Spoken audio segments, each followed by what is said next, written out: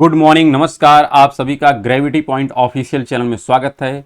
मैं सुरेश धर दुबे भूगोल की प्रैक्टिस श्रृंखला के साथ उपस्थित हूं। यह प्रैक्टिस श्रृंखला विशेष तौर पर टीजीटी, पीजीटी, यूजीसी एवं असिस्टेंट प्रोफेसर 2023 को ध्यान में रख करके तैयार की गई है। चैनल को सब्सक्राइब, लाइक एवं शेयर करने के लिए आप सभी का धन्यवाद। यदि आपने अभी तक चैनल को सब्सक्राइब नहीं किया तो चैनल को सब्सक्राइब करें, लाइक करें एवं प्रमोट करें, जिससे प्रत्येक वीडियो का नोटिफिकेशन समय समय पर आप लोगों तक मिलता रहे। प्रत्येक वीडियो का पीडीएफ मटेरियल टेलीग्राम चैनल पर उपलब्ध है, आप उसे वहां से डाउनलोड करें। इसका लिंक नीचे कमेंट बॉक्स में दिया गया है। इस प्लेटफॉर्म के माध्यम से वर्तमान में 3 सीरीज चलाई जा रही है। एक प्रैक्टिस सीरीज है और एक मानचित्र द्वारा विश्व के भूगोल की सीरीज है और एक सीरीज जो है जिसमें समसामयिकीय तथ्यों की चर्चा की जा रही है। तो आप तीनों सीरीज का भरपूर लाभ उठाएं और अपने एग्जाम को बेहतर करने का पूरा प्रयास करें। हम आशा करते हैं कि आप लोग स्वस्थ होंगे, मस्त होंगे और अपनी पढ़ाई में संलग्न होंगे। इसी के साथ आज हम समुद्र विज्ञान के संबंध में कुछ प्रश्नों की चर्चा आपके साथ कर रहे हैं। आज का जो सबसे पहला प्रश्न है, यहाँ पर लिखा गया है कि निम्नलिखित में से कौन सा एक कथन सत्य है। अर्थात यहाँ पर सभी कथन असत्य हैं, सिर्फ एक कथन है जो सत्य है और उसी की पहचान करनी है। जैसे लिखा है बेंगुला, तो बेंगुला प्रशांत महासागर की नहीं बल्कि यह अटलांटिक महासागर की जलधारा है और कहाँ चलती है तो दक्षिणी अटलांटिक महासागर में चलती है। इस आधार पर यह गलत है। इसी प्रकार लिखा है कर्क एवं मकर रेखाओं के मध्य अधिकतम महासागरीय लवणता पाई जाती है। क्या यह सही है या गलत? तो यह पूरी तरीके से सही है, क्योंकि जो सर्वाधिक लवणता की पेटी होती है वह कर्क और मकर रेखा के पास ही होती है। इसके पीछे कारण ये होता है कि यहाँ का टेम्परेचर तो अधिकतम होता है और यहाँ पर वर्षा नहीं होती है, इसलिए यहाँ का जो सैलिनिटी है यह सबसे ज़्यादा पाई जाती है। यहाँ पर तीसरा स्टेटमेंट लिखा है कि सूर्य, चंद्रमा और पृथ्वी एक सीध में हो तो लघु ज्वार आता है। गलत है, लघु नहीं बल्कि यहाँ पर दीर्घ ज्वार आता है, या जिसको कहते हैं स्प्रिंग टाइड। क्या कहते हैं? स्प्रिंग टाइड आता है, अर्थात ये भी गलत है। तीसरा लिख रहा है उच्च सागरीय ज्वार 12 घंटे 20 मिनट के अंतराल पर आते हैं। 12 घंटे 20 मिनट नहीं बल्कि हम कहते हैं 12 घंटे 20 मिनट नहीं बल्कि 12 घंटे 26 मिनट बाद आते हैं। कितना आते हैं? 12 घंटे 26 मिनट बाद आते हैं, अर्थात ये भी गलत है। तो सही केवल यहाँ पर बी विकल्प है, अर्थात आंसर हो जाएगा बी। अगला प्रश्न यहाँ पर लिखा गया है, यहाँ पर 4 स्टेटमेंट हैं और इसमें से चयनित करना है कि कौन कौन सी स्टेटमेंट सही है। पहला लिख रहा है कि 600 फीट के नीचे सूर्य की किरणों का कोई प्रभाव नहीं होता है। क्या यह स्टेटमेंट सही है या गलत? तो यह स्टेटमेंट सही है और इसी को हम लोग एक दृष्टिकोण से फोटिक जोन भी कहते हैं। और ये जो 600 फीट की गहराई होती है, यहीं पर प्रवाल के विकास के लिए भी बहुत उत्तम दशाएं होती हैं। साथ में अगला स्टेटमेंट लिखा है जल संचलन के बावजूद समुद्र का एक बड़ा हिस्सा अपेक्षाकृत ठंडा रहता है। यह भी सही है। जल में देखा जाए तो क्षैतिज प्रवाह भी होता है और ऊर्ध्वाधर प्रवाह भी होता है। इन सब प्रवाह के बावजूद भी सागर या महासागर का अधिकांश हिस्सा बहुत ज़्यादा ठंडा रहता है। अर्थात अगर गहराई में जाते हैं तो भी ठंडा ज़्यादा रहता है और अगर ध्रुवीय क्षेत्रों में जाते हैं तो भी सागर का टेम्परेचर काफ़ी ज़्यादा कम रहता है। तो दोनों स्टेटमेंट सही हैं। तीसरा लिख रहा है कि महासागरों में 80% जल का तापमान अस्थायी रूप से 40 डिग्री फ़ारेनहाइट से कम होता है। क्या यह स्टेटमेंट सही है या गलत? तो यह भी सही है, क्योंकि अधिकांश महासागर का जो जल होता है, अब सोचिए अगर 600 फीट तक ही सूरज की किरण जा रही है तो मैक्सिमम जो सन का प्रभाव होगा या जो गर्म पानी होगा या 500 मीटर तक होगा। उसके पश्चात का पानी ठंडा हो जाता है। इसका तात्पर्य है महासागरों का 80% तक का जो जल होता है इसका टेम्परेचर 40 डिग्री फ़ारेनहाइट से कम रहता है, अर्थात सही है। लेकिन जो डी लिखा है कि भूमध्य रेखा से ध्रुव की ओर के तापमान में गिरावट ऊर्ध्वाधर रूप से समान रहती है, ये गलत है। ऊर्ध्वाधर रूप से जो तापमान में गिरावट होती है यह समान नहीं होती बल्कि असमान होती है। इसका तात्पर्य है कि जब आप गहराई में प्रवेश करते हैं तो क्या सर्वत्र यह टेम्परेचर में गिरावट एक समान होती है क्या?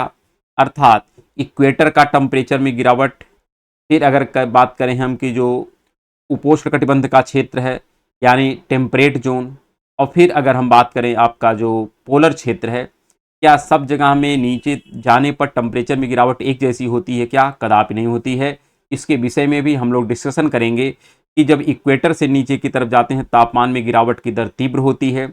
अगर मध्य अक्षांश में हम नीचे की तरफ जाते हैं तो तापमान में गिरावट की दर में कोई विशेष परिवर्तन नहीं होता है। पोलर क्षेत्र में जब नीचे जाते हैं तापमान में गिरावट की बजाय वृद्धि हो जाती है, अर्थात यहाँ पर तापीय विलोमता मिलती है। तो जो यहाँ पर लिखा है समान रहती है, यह लिखना है समान नहीं बल्कि क्या होती है, असमान रहती है, अर्थात यह गलत है। और इस आधार पर आंसर हो जाएगा ए, बी और सी। चलिए अगला प्रश्न यहां पर लिखा गया है कि नीचे दो कथन दिए गए हैं जिसमें से एक को मतलब कथन और कारण पर आधारित है। कथन यहां पर लिख रहा है कि उत्तरी गोलार्ध में महासागर दक्षिणी गोलार्ध की तुलना में अपेक्षाकृत अधिक औसत तापमान दर्ज करता है। क्या यह सही है या गलत है? तो आपको स्पष्ट ध्यान रखना है कि उत्तरी गोलार्ध में महासागरों का टेम्परेचर अधिक होता है जबकि दक्षिणी गोलार्धों में कम होता है। इसका श्रेय किसको जाता है? क्योंकि उत्तरी गोलार्ध में महाद्वीप का भाग ज्यादा है। तो अर्थात यह तो इस कथन सही है। कारण क्या लिख रहा है? उत्तरी और दक्षिणी गोलार्ध में तापमान में भिन्नता दोनों गोलार्धों में भूमि और महासागर के वितरण में असमानता के कारण होता है। तो यह भी सही है, लेकिन इसी के कारण यह ऊपर वाला परिणाम हो तो यह इसको डिफाइन करता है, क्योंकि जहां पर स्थल भाग ज़्यादा होगा वहां का टेम्परेचर ज़्यादा होगा और जहां का स्थल भाग कम होगा वहां का टेम्परेचर कम होगा। अर्थात कथन भी सही है, कारण भी सही है और कारण कथन की पुष्टि भी करता है। आंसर हो जाएगा यहां पर ए। अगला प्रश्न यहां पर लिखा गया है कि महासागरीय जल में वाष्पीकरण की प्रक्रिया प्रभावित होती है। किसके किसके द्वारा महासागरीय जल में जो वाष्पीकरण की प्रक्रिया है प्रभावित होती है, इसके विषय में प्रश्न पूछ रहा है। तो सैलिनिटी भी अपना प्रभाव दिखाती है। साथ में अगर बात करें मौसम का भी इस पर प्रभाव पड़ता है, अक्षांश का भी प्रभाव पड़ता है और पवन का प्रभाव पड़ता है। अर्थात ये सभी फैक्टर हैं जो वाष्पीकरण की दर को प्रभावित करते हैं। अर्थात आंसर इसका होगा डी। अगला यहां पर लिखा गया है समुद्री जल के विषय में निम्नलिखित में से कौन से कथन सत्य है। आपको बताना है कि दिए गए विकल्पों में कौन सा सत्य है। जबकि यहां देखिए समुद्री जल के विषय में पूछ रहा है, किसके विषय में पूछ रहा है? समुद्री जल के विषय में।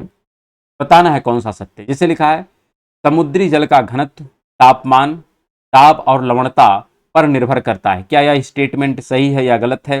तो आपको स्पष्ट होना चाहिए कि यह स्टेटमेंट सही है। क्या है?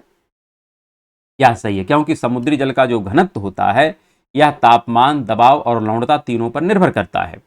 साथ में यहाँ पर जो अगला स्टेटमेंट लिखा है कि घनत्व पर जल की अभिसारिता का कोई प्रभाव नहीं पड़ता है, गलत है, पड़ता है। साथ में यहाँ पर लिखा गया तापमान के बढ़ने या घटने से जल के उष्मीय विस्तार में परिवर्तन होता है। तो यह सही है, क्योंकि टेम्परेचर बढ़ता है तो प्रसार होता है और टेम्परेचर घटता है तो उसका प्रसार भी घट जाता है। तो सही है।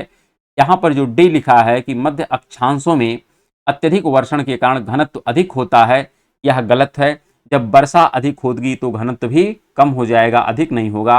और इसी के परिणाम स्वरूप हम देखते हैं कि सैलिनिटी का मान क्या होता है? घट जाता है। तो इस आधार पर आपका पहला सही है और तीसरा सही है, दूसरा और चौथा गलत है।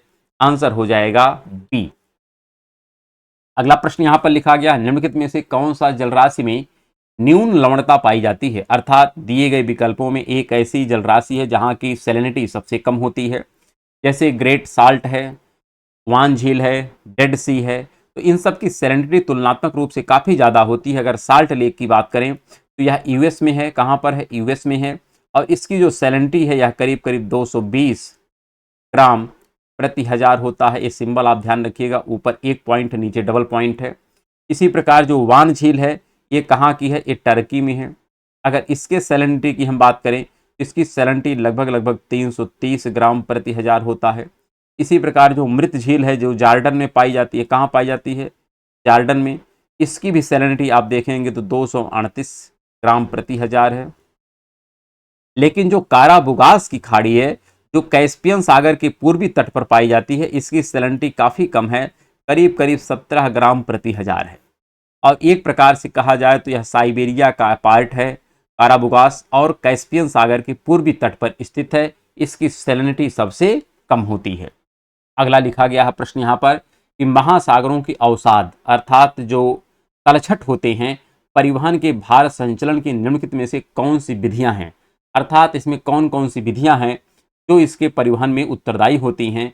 तो कर्षण भी नो डाउट इसमें उत्तरदायी होता है, लवणीकरण भी उत्तरदायी होता है, प्रक्षुब्ध प्रवाह भी होता है। लेकिन उषण और क्या उड़न अर्थात फ्लाक्यूलेट इसमें कोई प्रभाव नहीं डालता है। इस आधार पर अगर इसके हम आंसर की बात करें तो इसका आंसर हो जाएगा ए, बी एवं सी। क्या हो जाएगा? ए, बी एवं सी। अगला प्रश्न है कि निम्नलिखित में से कौन सा कारक लवणता को नियंत्रित नहीं करता है। हमको बताना है कौन सा कारक है जो लवणता को नियंत्रित नहीं करता है और उसी का चयन करना है। जैसे यहाँ पर लिखा गया वर्षण, तो वर्षण लवणता को प्रभावित करता है, इसमें कोई डाउट नहीं होना चाहिए। जो तट का स्वरूप होता है, तट के स्वरूप से सैलिनिटी का कहीं से भी कोई संबंध नहीं है।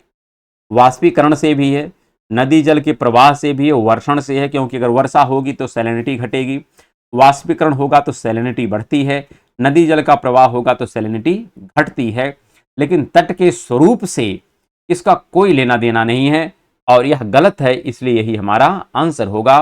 अगला प्रश्न यहां पर लिखा गया है, निम्नलिखित में से कौन सा एक आरोही क्रम में, आरोही का मतलब होता है बढ़ते क्रम में, क्या होता है, बढ़ते क्रम में, बढ़ते क्रम यानी असेंडिंग आर्डर, क्या है, असेंडिंग आर्डर। तो बताना है कि जो यहाँ पर सैलिनिटी किसी सागर महासागर में जो विद्यमान होती है, इसमें सबसे कम सैलिनिटी किसकी होती है और सबसे अधिक सैलिनिटी का रूप में कौन होता है। तो सोडियम क्लोराइड सर्वाधिक सैलिनिटी, मतलब महासागर में जो 35 ग्राम प्रति हजार सैलिनिटी होती है, इसमें सर्वाधिक किसकी भूमिका होती है, तो सोडियम क्लोराइड की। तो यहाँ पर आपके दो विकल्प में सोडियम क्लोराइड है, एक यहाँ पर है और एक यहाँ पर है। ये सर्वाधिक होता है, इसमें कोई डाउट नहीं। और इससे कम जो होता है यह फिर क्लोराइड है, लेकिन वह क्लोराइड होता है मैग्नीशियम क्लोराइड। इससे कम है मैग्नीशियम क्लोराइड, अर्थात ये हो गया। और उससे कम होता है मैग्नीशियम सल्फेट और उससे कम होता है कैल्शियम सल्फेट, अर्थात कैल्शियम सल्फेट से ज़्यादा परसेंटेज मैग्नीशियम सल्फेट, इससे ज़्यादा मैग्नीशियम क्लोराइड और सबसे ज़्यादा होता है सोडियम क्लोराइड। और इस प्रकार सब मिल करके महासागरीय जल में सैलिनिटी को निर्मित करते हैं, जो 35 ग्राम प्रति हजार होता है महासागर के जल की औसत सैलिनिटी। तो इस आधार पर जो आंसर होगा यह हो जाएगा बी। अगला प्रश्न यहां पर लिखा गया है, सर्वाधिक महासागरीय लवणता पाई जाती है। महासागर की सर्वाधिक लवणता कहां पाई जाती है, वैसे कर्क एवं मकर रेखा पर तो पाई जाती है, इसमें कोई डाउट नहीं है। जब हम विश्व जलवायु प्रदेश के अंतर्गत सैलिनिटी का प्रदेश पढ़ते हैं तो सैलिनिटी में नो डाउट हम डिस्कशन करते हैं कि सर्वाधिक सैलिनिटी कर्क एवं मकर रेखा के पास पाई जाती है। लेकिन अब चूंकि विकल्प के आधार पर जवाब देना है, तो अगर कोई झील या सागर आंतरिक भाग में है कि जहां पर चारों तरफ से स्थल से नदियां आकर के या नदियां उसमें ला करके बहुत सारे डिपोजिशन जमा करती हैं, तो उसकी सैलिनिटी नो डाउट अधिक हो ही जाती है। तो सर्वाधिक जो सैलिनिटी होती है आंतरिक सागर एवं झीलों में पाया जाता है, इसलिए आंसर इसका होगा सी। अगला प्रश्न है, आइसोहेलाइंस मिलती है, आइसोहेलाइंस का क्या तात्पर्य होता है। हमको समझना है कि समान लवणता वाले बिंदुओं को मिलाने वाली रेखा को, क्या, समान लवणता वाले बिंदुओं को मिलाने वाली रेखा को कहते हैं आइसोहेलाइन। समान लवणता वाले बिंदुओं को मिलाने वाली रेखा को क्या कहते हैं, आइसोहेलाइन। अगला प्रश्न यहां पर है, निम्नलिखित में से झीलों का कौन सा समूह उनमें उपस्थित लवणता की मात्रा के आरोही क्रम में, आरोही का तात्पर्य बढ़ते क्रम में, इस क्रम में, बढ़ते क्रम में, तो सबसे कम किसका है, उसके पश्चात किसका है, उसके पश्चात किसका है, सर्वाधिक किसका है। तो सर्वाधिक वान झील का है, ये आपको स्पष्ट होना चाहिए, इसकी सैलिनिटी 330 है। तो वान झील यहाँ पर भी है, वान झील यहाँ पर है, तो दो ऑप्शन सही होने का यहाँ पर उम्मीद है। लेकिन यहाँ पर जो सही ऑप्शन हो जाएगा, अगर इसके विषय में हम बात करें तो आप स्पष्ट रखिएगा, ग्रेट साल्ट के विषय में हम लोग अभी अभी डिस्कशन किए थे प्रीवियस क्वेश्चन में, उसकी सैलिनिटी थी 220 और जो आपकी दूसरी थी जिसका नाम है डेड सी, इसका था आपका 238, क्या था, 238 और इसका था 330। तो इस आधार पर ग्रेट साल्ट का 220 है, डेड सी का 238 है और वान झील का 330 है, अर्थात आंसर हो जाएगा बी। यही बढ़ते हुए क्रम में है, क्योंकि इससे ज्यादा सैलिनिटी इसकी है और इससे ज्यादा सैलिनिटी इसकी है। चलिए अगला प्रश्न यहां पर लिखा गया है कि महासागरों में लवणता के ऊर्ध्वाधर वितरण के संदर्भ में कौन सा कथन सही है। हमको बताना है कि ऊर्ध्वाधर वितरण के संबंध में बताना है, किस संबंध में बताना है, ऊर्ध्वाधर वितरण के संदर्भ में हमें बताना है कि कौन सा कथन सही है, वो भी महासागर में लवणता के विषय में। तो स्पष्ट ध्यान रखिएगा, यहां पर जो डी ऑप्शन दिया गया, कौन सा ऑप्शन, डी ऑप्शन, मध्य अक्षांशों में समुद्रों की लवणता कुछ निश्चित सीमा तक बढ़ जाती है और उसके पश्चात उसमें पुनः गिरावट शुरू हो जाती है, अर्थात यही ऑप्शन सही है। शेष अगर आप कोई भी प्रश्न पढ़ें, लिखा है तल पर घने पानी की उपस्थिति के कारण उच्च अक्षांशों में गहराई के साथ लवणता घट जाती है, तो घटती नहीं बल्कि बढ़ जाती है, क्योंकि घने पानी का संबंध लवणता का अधिक होना। फिर लिखा भूमध्य रेखीय क्षेत्रों की पहचान अत्यधिक वर्षा के कारण होती है, लेकिन लिखा है उच्च लवणता से होती है, तो उच्च लवणता से नहीं होती है बल्कि अत्यधिक वर्षा से होती है। फिर लिखा है गहराई के साथ समुद्री लवणता में वृद्धि या कमी एक आवधिक प्रवृत्ति है, ये भी गलत है, आवधिक प्रवृत्ति नहीं होता है, अर्थात ऑप्शन यहां पर सही होगा डी वाला। अगला यहां पर प्रश्न लिखा गया है कि निम्नलिखित कारकों में से कौन सा महासागरों के तापमान के क्षैतिज वितरण को प्रभावित नहीं करता है। हमको बताना है कि महासागरों के तापमान के क्षैतिज वितरण को कौन प्रभावित नहीं करता है। अब यहां पर जो विकल्प दिए गए हैं इनमें से एक विकल्प का चयन करना है। एक है अक्षांश रेखाएं। क्या अक्षांश रेखा महासागर के तापमान को नियंत्रित नहीं करता है? क्या 100% करता है। अर्थात जो महासागर इक्वेटर के पास होता है टेम्परेचर अधिक और जो पोल के पास होता है उसका टेम्परेचर कम होता है, तो यह पूरी तरीके से प्रभावित करता है। इसी पर आधारित होता है सूर्यातप की मात्रा। जहां पर सूर्यातप अधिक होगा वहां का टेम्परेचर अधिक और जहां का सूर्यातप कम होगा वहां का टेम्परेचर कम, अर्थात ये भी प्रभावित करता है, ये भी प्रभावित करता है। लिखा है कि सनातनी पवनें तथा महासागरीय धारें ये भी प्रभावित करती हैं, क्योंकि इसके परिणाम स्वरूप भी हम देखते हैं कि महासागर जो गर्म जलधाराएं होती हैं या ध्रुवीय क्षेत्र में पहुंच करके वहां के टेम्परेचर को बढ़ाने का पूरा प्रयास करती हैं, अर्थात यह भी सही है। अगर कुछ हद तक गलत की हम बात करें तो समुद्र का आकार कुछ हद तक गलत हो सकता है, लेकिन वैसे देखा जाए आयोग ने इसमें से, वैसे तो इसका कोई भी उत्तर सही नहीं, क्योंकि इसका भी थोड़ा बहुत प्रभाव पड़ता ही पड़ता है। एक प्रकार से यहां पर सही ऑप्शन सही है, लेकिन यहां पर किसी एक का अगर चयन करना हो तो हम समुद्र का आकार चयनित कर सकते हैं, लेकिन आयोग ने जो इसका आंसर दिया है बड़ा अजीबोगरीब दिया है, वह अक्षांश रेखा को देता है। तो आपके लिए यह छोड़ते हैं कि आप अपने विवेक से इसको समझने का प्रयास करिए कि बेहतर आंसर क्या हो सकता है। वैसे सभी आंसर सही हैं, लेकिन इनमें से सबसे कमजोर पॉइंट कौन सा है ये आपको स्वयं एनालिसिस करना होगा। और आयोग का जो आंसर है वो तो ए है। क्या है? ए है अक्षांश रेखाएं, जबकि अक्षांश रेखाओं का पूरा पूरा प्रभाव इस पर देखने को मिलता है। अगला है, यदि किसी महासागर के लवणता की मात्रा अधिक है तो क्या होगा। अगर ध्यान रखिएगा किसी भी महासागर की लवणता अधिक होगी तो वाष्पीकरण की दर भी उच्च हो जाएगी, ये गलत है। उच्च दर नहीं होगी बल्कि कम हो जाएगी। क्या हो जाएगी? कम हो जाएगी। फिर लिखा है हिमांक कम हो जाएगा, यह सही है। अगर किसी भी सागर के जल में या किसी भी जल में आप अगर साल्ट मिला दें तो जो वह पहले अगर 0 डिग्री सेंटीग्रेड पर अगर ठोस रूप में परिवर्तित होता था तो अब वह 0 डिग्री पर नहीं होगा, बल्कि उससे कम टेम्परेचर चाहिए तब जाके वह ठोस रूप में परिवर्तित होगा, अर्थात हिमांक बिंदु कम हो जाता है। साथ में लिखा है तापमान कम हो जाता है, गलत है। इसके मिलाने से टेम्परेचर भी अधिक हो जाता है, तो अर्थात ये भी गलत है। फिर लिखा है घनत्व कम हो जाएगा। अगर किसी में आप कोई भी साल्ट मिलाएंगे तो वह उसका डेंसिटी बढ़ जाएगी, ना कि घट जाएगी, अर्थात ये भी गलत है। और इस आधार पर केवल सही आंसर कौन मिल रहा है? बी मिल रहा है। अगला प्रश्न यहां पर लिखा गया है कि निम्नलिखित कारकों में से कौन से महासागरों में लवणता की मात्रा और वितरण को नियंत्रित करते हैं। हमको बताना है कि लवणता की मात्रा और वितरण को नियंत्रित करने वाले इनमें से कौन से फैक्टर हैं जो उत्तरदायी हैं। एक लिखा है वाष्पीकरण, तो वाष्पीकरण से लवणता प्रभावित होती है, पूरी तरीके से आप समझ रहे हैं। नदियों के मीठे पानी का अंतर प्रवाह इससे भी प्रभावित होता है, क्योंकि अगर मीठा जल आएगा तो स्वाभाविक सी लवणता वहां पर घटेगी ही घटेगी। वायुमंडलीय दबाव के परिणाम स्वरूप भी सैलिनिटी पर प्रभाव पड़ता है, क्योंकि वायुमंडलीय दबाव के परिणाम स्वरूप अगर चक्रवाती दशाएं प्रतिचक्रवाती दशाएं उत्पन्न होती हैं तो उससे भी सैलिनिटी पर पूरा पूरा प्रभाव देखने को मिलता है, अर्थात इससे पवन चलती है और पवन के प्रभाव से भी सैलिनिटी पर प्रभाव देखने को मिलता है। वर्षण के परिणाम स्वरूप भी सैलिनिटी पर प्रभाव देखने को मिलता है, अर्थात यहां पर सभी फैक्टर उत्तरदायी हैं महासागर में लवणता और लवणता की मात्रा और वितरण को प्रभावित करने में। इस आधार पर आंसर जो होगा डी होगा। अगला यहां पर प्रश्न लिखा गया है आइसोल, क्या आइसोल के स्तर को प्रदर्शित करने के लिए उपयुक्त की जाती है। यहां पर आपको बताना है कि आइसोल का क्या तात्पर्य है। आइसोल का तात्पर्य यहां पर होता है समान सूर्य प्रकाश को, क्या समान सूर्य के प्रकाश को मिलाने वाले बिंदुओं को हम क्या कहते हैं? आइसोल कहते हैं। क्या कहते हैं? आइसोल। इसका आंसर हो जाएगा बी। क्या हो जाएगा? बी। अगला प्रश्न यहां पर लिखा गया है कथन और कारण पर आधारित है। कथन लिखा है कि उच्च लवणता 20 से 40 डिग्री अक्षांशों के बीच पाई जाती है। क्या यह स्टेटमेंट सही है या गलत? तो यह स्टेटमेंट सही है, क्योंकि मैक्सिमम सैलिनिटी कर्क और मकर रेखा के समीप ही पाई जाती है, तो यह सही है एक दृष्टिकोण से। क्यों? क्योंकि यह प्रतिचक्रवात की दशा की पेटी होती है, इसलिए वहां पर गर्मी तो होती है लेकिन वर्षा नहीं होती है। फिर लिखा है लवणता मध्य अक्षांशों से उच्च अक्षांशों की ओर क्रमशः घटती है, ये भी सही है। अगर आप इक्वेटर से पोल की तरफ जाते हैं तो पहले सैलिनिटी बढ़ती है क्योंकि मध्य अक्षांश में बढ़ जाती है, और उसके पश्चात पुनः घटती है। तो यहाँ पर चूंकि मध्य अक्षांश से उच्च अक्षांश की तरफ कह रहा है तो सैलिनिटी घटती है, सही है। लेकिन यहाँ पर कारण जो है कथन की कहीं से पुष्टि नहीं कर रहा है, तो इस आधार पर आंसर जो होगा ये होगा बी। कथन भी सही है, कारण भी सही है, लेकिन कारण कथन की पुष्टि नहीं कर रहा है। अगला प्रश्न यहां पर लिखा गया है, सर्वाधिक घनत्व वाला समुद्री जल होता है।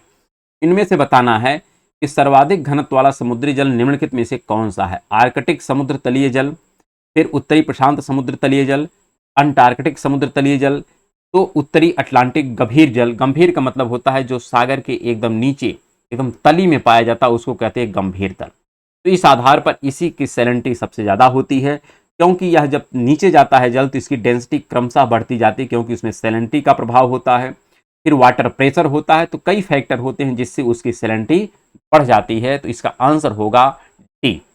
अगला प्रश्न यहां पर है, टीएस आरेख के विषय में हमको बताना है कि टीएस आरेख निम्नलिखित में से किन के निर्माण और हद को निर्धारित करने में सहायता करता है। तो जल राशियां, क्या जल राशियां, हमको स्पष्ट होगा कि जल राशियों में तापमान परिवर्तन इसी टीएस स्केल के माध्यम से ज्ञात किया जाता है। तो इसके विषय में हम एक अलग से कह सकते हैं कि हम डिस्क्राइब कर देंगे कि टीएस स्केल कंप्लीट क्या होता है। लेकिन जब हम तापमान में परिवर्तन का कैलकुलेशन जल राशियों में करते हैं या किसी भी तरल पदार्थ में करते हैं तो किस स्केल का प्रयोग करते हैं, तो टीएस स्केल का हम प्रयोग करते हैं, अर्थात इसका आंसर हो जाएगा डी। अगला लिखा गया है, अधिकतम लवणता की पेटी की गहराई औसत कितना होती है। तो इसकी गहराई होती है 300 से लेकर के 1000 मीटर। क्या 300 से 1000 मीटर की गहराई को कहते हैं अधिकतम लवणता की पेटी। आंसर इसका क्या है, बी है।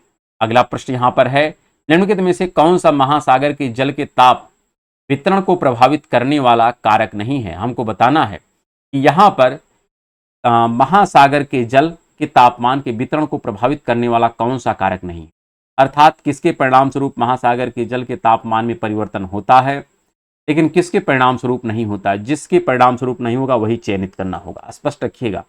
यहां पर लिखा गया है भूमि और पानी का असमान वितरण, तो क्या इसके परिणाम स्वरूप टेम्परेचर में परिवर्तन होता है कि नहीं, होता है। फिर लिखा अक्षांश, अक्षांश से भी तापमान पर प्रभाव देखने को पड़ता है। प्रचलित पवन भी अपना प्रभाव दिखाती है, और प्रचलित पवन ही जब जलधाराओं का रूप धारण करती है महासागरों में, तो यह जो गर्म जलधारा होती है जो विषुवत रेखा से इक्वेटर, विषुवत रेखा से पोल की तरफ जाती है, वहां के टेम्परेचर को बढ़ा देती है। और यही प्रचलित पवनें जब पोल से इक्वेटर की तरफ चलती हैं तो विषुवत रेखा के तापमान को घटा देती हैं, अर्थात तापमान को प्रभावित करने में यह अपनी प्रमुख भूमिका निभाती हैं। लेकिन जो लिखा है कि समुद्र की ओर भूमि की ढलान, क्या इसका कोई प्रभाव पड़ता है, तो इसका कोई भी प्रभाव नहीं पड़ता है, अर्थात हमारा जो सही आंसर होगा ये हो जाएगा डी। अगला प्रश्न यहां पर लिखा गया है, निम्नलिखित सागरों में किसमें लवणता सबसे कम होती है। तो सबसे कम लवणता जो देखने को मिलती है ये है काला सागर। किसकी है, काला सागर की।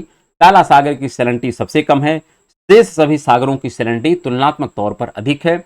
आप सभी सागरों की सैलिनिटी को अपने से सर्च करके लिख के याद करने का पूरा प्रयास करें, क्योंकि इसमें कभी ना कभी प्रश्न किसी ना किसी रूप में पूछा जाता है कि किसकी सैलिनिटी अधिक है, किसकी सैलिनिटी कम है, या इनकी सैलिनिटी के बढ़ते क्रम में या सैलिनिटी के घटते क्रम में हमको अरेंज करने के लिए प्रश्न दिया जाता है।